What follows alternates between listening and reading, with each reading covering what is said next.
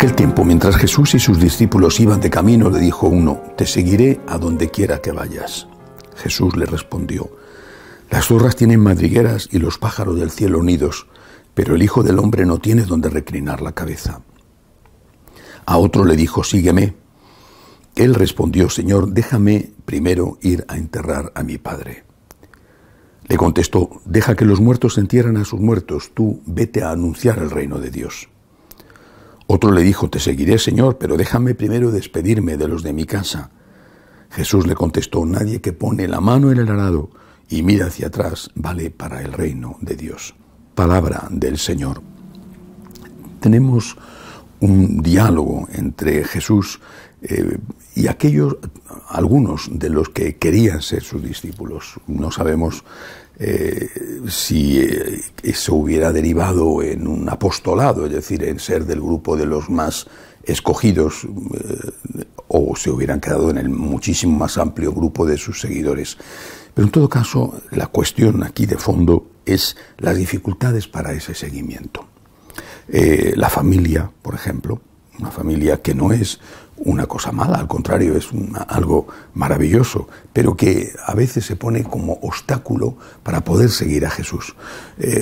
La familia que se tiene o la familia que se podría tener. Por ejemplo, los padres o los parientes que no quieren que te vayas porque tienen otro plan sobre ti. No me refiero al caso que existe de un papá, una mamá, ancianos o enfermos que dependen del hijo y que si el hijo o la hija se marchan al seminario, en ese caso quedan en la ruina o quedan en una situación de indefensión. Evidentemente eso no se puede hacer porque hay un mandamiento sobre los padres y ese mandamiento es fundamental, es el primero de los mandamientos dedicados a la relación con los hombres. Honra a tu padre y a tu madre. Yo jamás aconsejaré a un muchacho o a una muchacha que abandone a sus padres y los deje en esa situación de indefensión. El cuidado de los padres está en primer lugar antes que otras cosas. Y esa además es una señal de que Dios, para esa persona concreta, no quiere, al menos de momento, la consagración, o tiene que buscar esa consagración de otra manera. Por ejemplo, pues quizá en el sacerdocio diocesano, que después le va a permitir más ayudar a su familia que el sacerdocio en la vida religiosa. Bueno, pero hay otros casos en que esto no es así, que simplemente los padres no quieren porque no son religiosos, no son católicos practicantes, o incluso siendo católicos practicantes, tienen otro plan para el hijo, la hija, que se case, que les dé nietos, y muchas veces ese plan es un plan muy humano, pero tiene mucho de egoísta. Es como si pretendieran imponer al hijo o a la hija con quién tienen que casarse, ¿no? Mira, yo quiero que te cases con esta persona y no te consiento, o si te casas con otro yo te voy a hacer la vida imposible. Una cosa es que los padres, por su experiencia, tengan no solo el derecho, sino también el deber de aconsejar, el deber de mostrar al hijo o a la hija los posibles riesgos de las opciones que están tomando, y no solamente la vida consagrada. Pues se enamoran de una persona que según el papá, la mamá no le interesa, es una persona que tiene un carácter difícil, aunque pueda ser guapo o guapa, es una persona que tiene una historia compleja. Bueno, entonces el papá y la mamá tienen el derecho y el deber de ayudar a su hijo, a su hija, a que abra los ojos, a que se dé cuenta. Pero al final, cuando sobre todo las personas son mayores de edad y tienen motivos hay motivos para creer que son adultos que actúan libremente, pues habrá que dejarles que tomen sus propias decisiones. Eso es un aspecto de las dificultades. El otro aspecto de las dificultades es la propia familia, no digamos la familia por crear, la familia por venir. Es muy humano, está en la naturaleza humana querer tener la propia familia y querer tener hijos, y querer tener tu propio hogar. Es algo que entra dentro de la genética humana. Y ahí es donde viene el sacrificio. Yo renuncio a esto, pero no renuncio a esto por nada, sino que renuncio a esto porque he encontrado otra cosa que para mí es mejor. No digo que sea mejor. Ese discurso a algunos les va o les puede resultar ofensivo.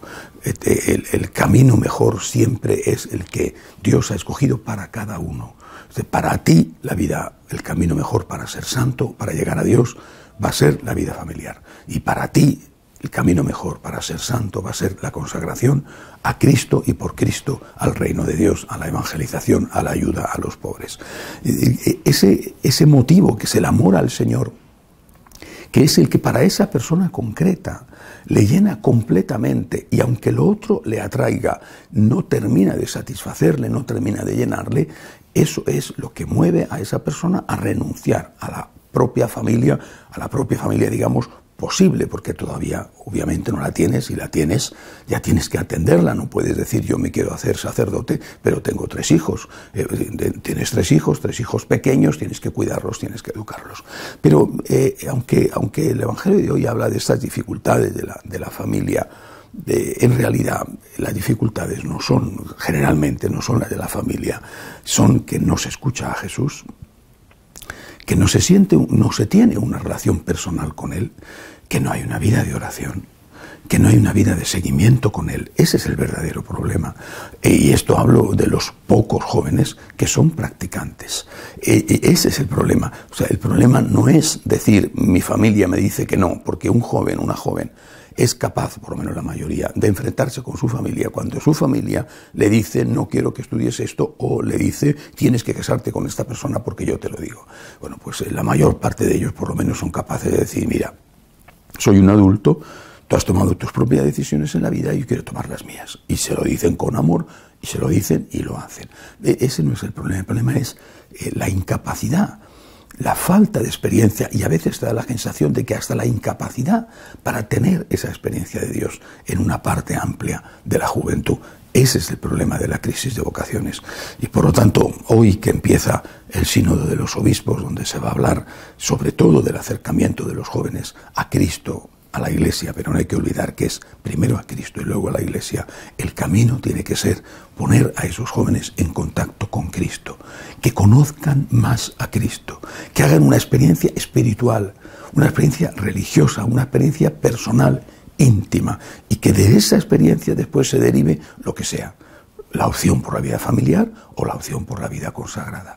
En un momento de crisis de vocaciones como el que vivimos, una crisis histórica, una crisis espantosa y además generalizada, en un momento como este, solamente el seguimiento personal con Cristo, el encuentro personal, el encuentro amistoso y después el encuentro de discipulado con Cristo puede darnos una esperanza y una salida. Que así sea.